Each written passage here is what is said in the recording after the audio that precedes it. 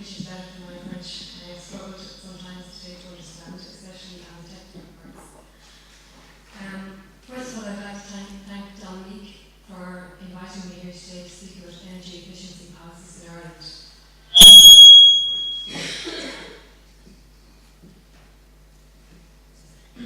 There's just a few pictures. That building on the left is an agricultural research centre based in the southeast region of Ireland.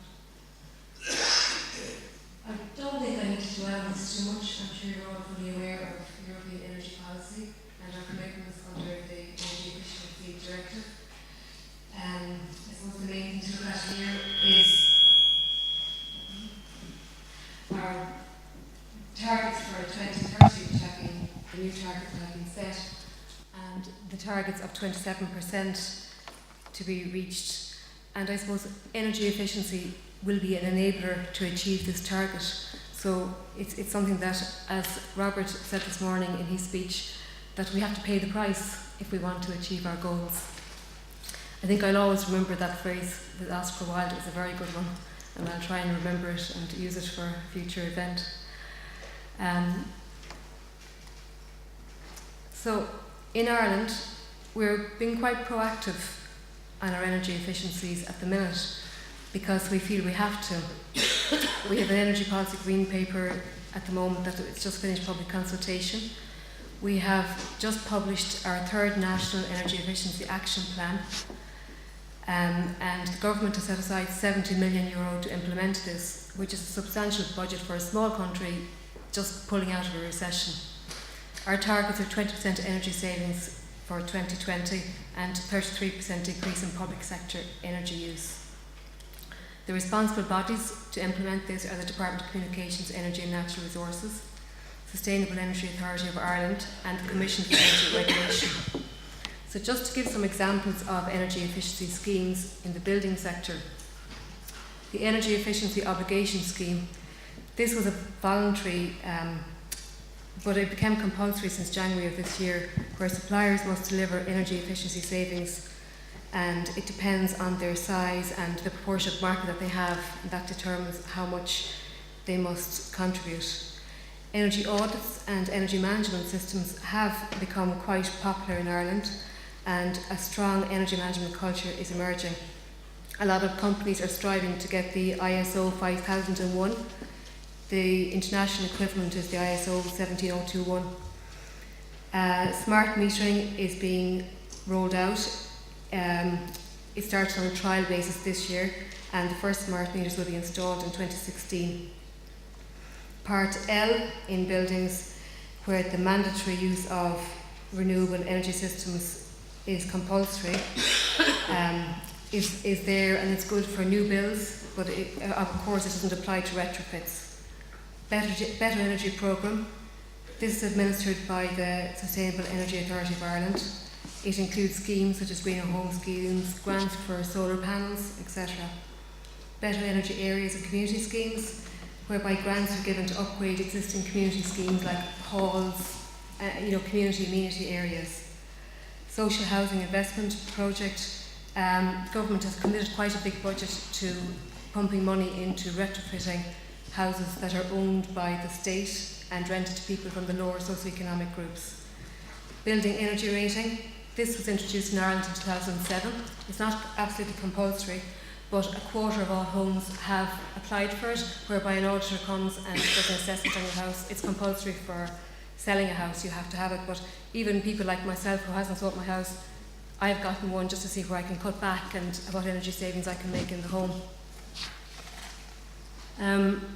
In relation to industry then, and what support is there to small to medium enterprises, there's a network of voluntary companies that have come together, and they are facilitated again by the national body, and they share best practices and they run events such as conferences, workshops, seminars, good practices. Energy Agreements Programme is a subset of that, and they're all trying to get this ISO standard of quality. The Accredited Capital Allowance EEE, that's whereby if companies purchase equipment that is energy efficient, they get tax breaks. And we're not sure of the payback on that and whether it's economically feasible or not. There's cost benefit analysis underway at the minute. Building Up Skills Ireland. This was an 18-month intelligent energy project whereby all stakeholders came together to identify training needs for people to be trained up on energy efficiency. Advice and mentoring is constantly being offered at the national level and it's free of charge. Better energy finance. This is the pay as you save concept. A working group was established to put together a paper to see how effective this is. Split incentives. This is a scheme whereby landlords and tenants would work together to enforce energy savings in homes. Energy efficiency fund. There's two types of funds that have been set up. There's energy performance contracts, whereby funding is lent to an ESCO, and there's direct lending. Energy efficiency in buildings and energy audits. I'm fully aware that you're way ahead of us in this whole area of energy efficiency in transport, and I think even in my few days in La Rochelle so far, I have seen so many initiatives that are fantastic, like your cycle paths and the bike hires, and everything is quite easy. So we have a lot to learn from cities like yourselves in the smarter travel area, but we're certainly trying, and in Ireland there is a national strategy to be developed to try and achieve new incentives and to try and get people on their bikes and to try and save on an individual basis on how they can help our carbon economy. Our targets for electric cars is 10% by 2020. Again, it's slow to take off because Ireland is quite rural and a lot of people live in the countryside, and it would be quite difficult. You'd be charging them all the time, and do a long journey isn't feasible. So the people in the cities are the only people who are on the market for them really yet. Buses, our drivers have been given eco training. They have telematics systems installed whereby it tells them how environmentally friendly they're being and how they're driving the bus at all times. And the engine shut down automatically. And old school buses, which we were quite synonymous for having, are being phased out. Our trains are being reconfigured and they're changing from locomotive haul trains with one large diesel engine to diesel multiple units, and cutting back on the amount of carriages and only having as many as needed. So we're getting there.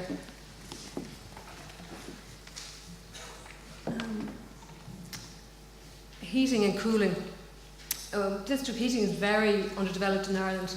Part of this is because we have been in recession since 2008 and there hasn't been a lot of new builds. So it's quite but in saying that, a lot of feasibility studies have been prepared to see can any current buildings avail of a district heating system. Because of the recession, construction has deflated and it has all effects on the whole energy efficiency concept. So energy supply sector, where the single electricity market, there's rules whereby there's new suppliers and they're all competing with each other. So energy is being provided cheaper to households and the smart meters are being installed. We're installing a new grid and a new transmission grid overland. There's a bit of problems with public consultation. A lot of the public think that they would rather that it was down to a lot of people don't want, it's the NIMBY principle, they don't want the ESB transmission poles in their back garden, so there's huge problems with trying to get the poles erected and they might be run underground. I'm nearly finished. In the public sector, public procurement has taken off, as I'm sure it has here, so there's been a central public procurement office set up, and green procurement and green tenders is the way forward in Ireland. A lot of staff have been given training under the Optimising Power at Work scheme, where staff have learned energy efficiency techniques, just simple day-to-day things, how to cut back on their energy. So the Sustainable Energy Authority of Ireland is implementing all of this, and if anybody would like to find out more, please feel free to email me and I can put you in touch with the relevant person. I'm just giving you a small example here of local energy efficiency initiatives. I have worked with Dominique on the Climate Atlantic project for the past 2 years. It's an Interreg 4B Atlantic Area programme. And we had a pilot action to implement in Ireland under energy efficiency. So we worked with a local authority in the region and we implemented energy saving techniques in their water plants, wastewater plants and local authority building. We spent not a huge sum of money, €70,000, but the payback has been huge and it has been very effective and increased awareness. Even in terms of dissemination, we attended the World Sustainable Energy Day in Wales. It was picked as the best practice on another Interreg project, Co-op Energy, and it's there on their website. And we were nominated and shortlisted for a national award in the Joint Local Authority Initiative category in the Excellence of Local Government Awards. So I suppose that's just an example of a small step, and small steps lead to big steps. And we can only make the small steps work if we keep making small steps. I need to find a phrase that will tie in with Oscar Wilde for that. Small steps lead to big steps. So thank you very much. And I think I was well under 10 minutes. I panicked midway.